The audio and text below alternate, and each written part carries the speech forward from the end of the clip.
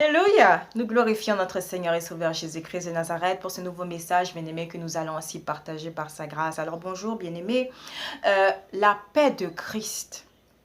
Alors, ce message, bien-aimé, fait référence justement à ce que l'Esprit a fait germer dans mon cœur, c'est-à-dire que toute mort tragique qui aurait pu ainsi survenir depuis le début de cette année 2020, pour ce qui est de la sphère des célébrités, est d'ordre sacrificiel, c'est-à-dire que bon nombre de sacrifices humains ont été effectués.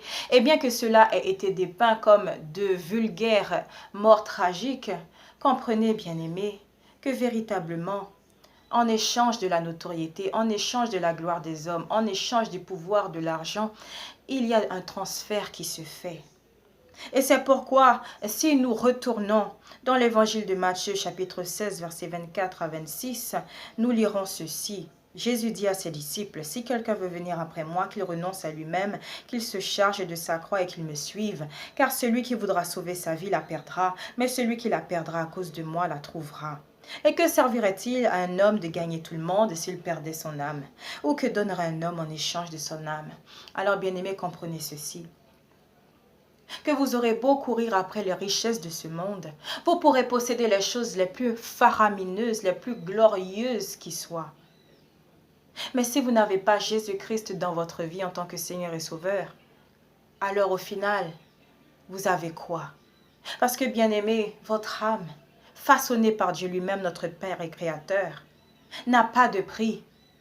Parce qu'elle vivra ou elle périra éternellement. Et cela sera décidé le jour du jugement. Donc, lorsque, bien-aimés, vous vivez cette vie sur terre, en courant après les choses qui sont périssables, en faisant d'elles des idoles, en les érigeant au-dessus de Dieu qui pourtant est notre Père et Créateur, en préférant la création au Créateur, vous courez après le vent. Parce que dès lors que la mort vous trouve, alors vous n'avez absolument rien. Vous périssez dans les flammes de l'enfer, et ce pour l'éternité. Alors oui, bien-aimé, bienheureux celui qui fonde sa foi en Jésus-Christ. Bien-aimé, bienheureux celui qui s'en remet au Seigneur. Parce qu'il sait de valeur sûre que les trésors qu'il sait amasser, ces trésors qui ne sont pas de ce monde, sont véritables et dureront éternellement. C'est en ce sens qu'il conserve sa paix durant toute sa vie sur terre. Parce qu'il sait que lorsque le Seigneur reviendra au dernier son de la trompette, il sera ressuscité si toutefois il n'est plus de ce monde. Ainsi la mort ne sera qu'un long sommeil. Et oui, bien-aimés, c'est en ce sens que nous sommes plus que vainqueurs en Christ. Parce qu'il a vaincu la mort lui-même.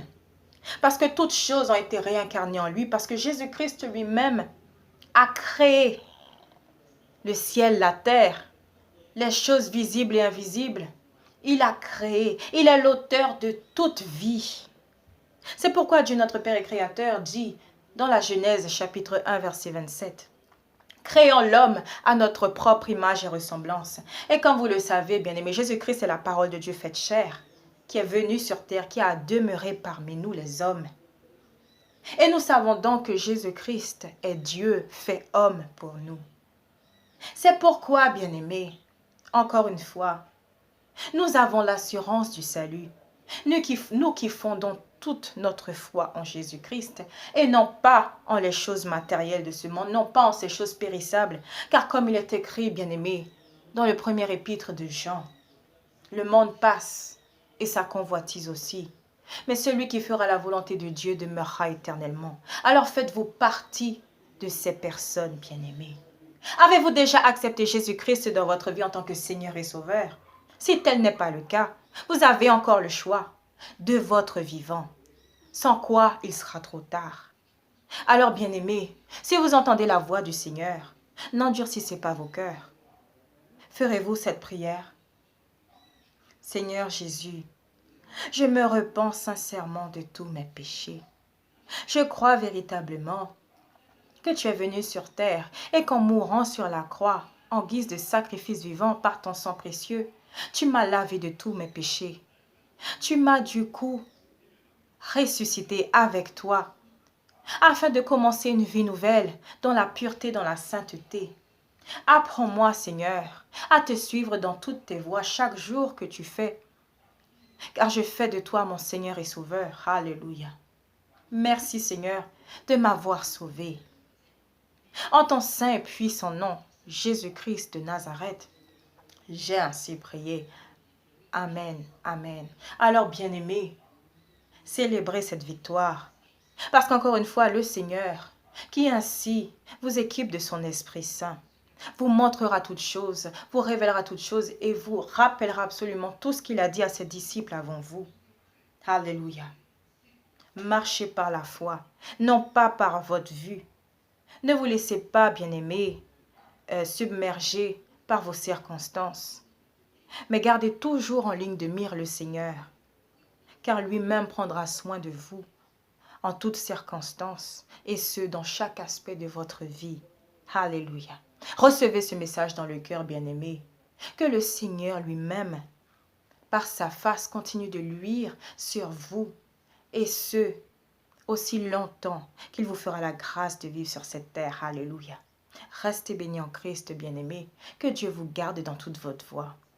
Et à très bientôt par sa grâce.